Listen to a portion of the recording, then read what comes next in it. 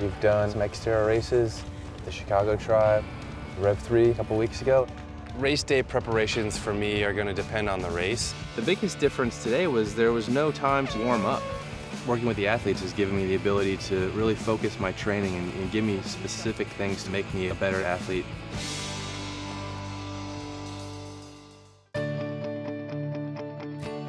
The summer's kind of coming to an end. Today I'm here in Portland to work with professional runner Dathan Ritzenhein. Getting ready to go out and see what we can do at the New York City Marathon. I think the marathon is the most difficult event, at least for me. I've done this race before and I know what to expect, and it's always hurt. I'm hoping that there'll be some simple things that Dathan can tell me that I can start to work on right away that I can use in New York City Marathon.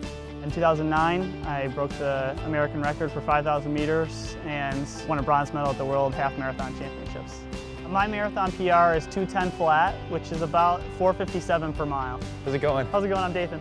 I'm Ryan. Nice to meet you. You too. Today, I'm out here with Gatorade to help Ryan get ready for the New York City Marathon.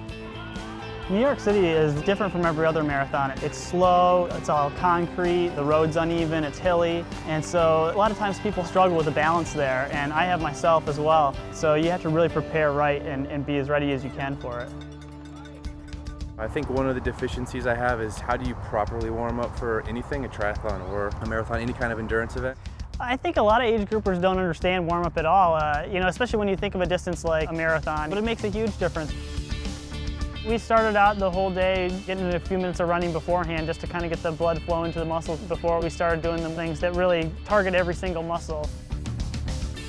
Dynamic flexibility and form drills are something that anybody could use. This stuff will help your body become stronger, maybe less prone to injury. Dynamic flexibility, it's completely different from static stretching. If you do something more dynamic where you pull the muscle to a certain extent, let it go, pull it to a certain extent, it doesn't have time to loosen and get weaker. We're gonna be moving and stretching at the same time, kind of open yourself up, get yourself loose and ready to go. With running, you want to be like a perfect straight line. So just try to think of that when we do the exercises. First one, it's really simple. Just gonna pull your knee to your chest like that. Okay. Try to keep your heel right underneath you, straight up in your back. Get some stretching. It's just enough to do it repetitively, but you don't hold it. This one, it's gonna get your hamstrings, both the outside and the inside. Okay.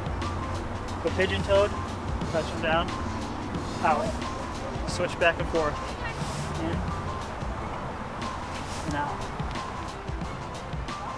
All right, next one, we're gonna get the rotators up in your hip, okay. Glutes.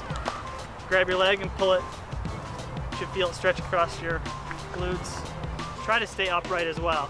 You don't try to bring your body down like that. Try to keep your back nice and straight. He took me through a series of dynamic stretching routines where you're stretching momentarily, but it's almost like a continual motion. And that way you're really waking those muscles up without overstretching them out. Definitely feel it in my hip flexor. That's good.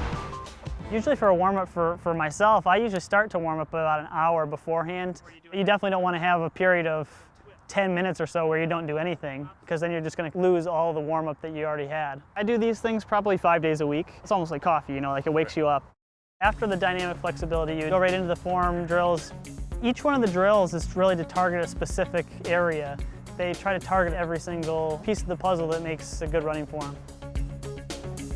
The first one's called A-skip. Bring just your leg up, because you want to keep your body completely upright and straight. Over time, you get stronger. It strengthens your whole core doing that stuff too. So it's a lot of core exercise. All right, you're just basically skipping and swinging your arms in a big circle. Okay. The skipping is good for your neuromuscular system. Okay. And you really try to open up your chest. You know karaoke? Yeah. So when you do it in football, sometimes they'll tell you to keep it low and fast. Running, this is essentially the motion that you want. When we do it, we're gonna get really high, try to bring that leg over. You're trying to get a lot of rotation in the core like that. Gotcha. He's just this sort of endurance freak athlete, so he can kind of make them all look easy, but there were times when I just felt like a big, clumsy ogre out there. Definitely not doing this right. The form drill routines, they basically are designed to hit every single major muscle group, improving your form, improving your efficiency during the run, but also warming yourself up for whatever event or training that you have. So a lot of the form drills that we just did, these are things that you're going to do right before a race or a hard workout. I think this is something that might seem extensive at first, but you actually need to do it.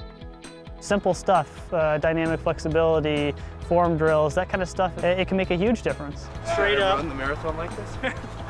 Dathan basically showed me how to warm up without tiring myself out. You feel your body and your muscles getting ready for the race, but you're not exhausted afterwards, so it feels good. You're probably going to be so sore tomorrow. I have a feeling I will be.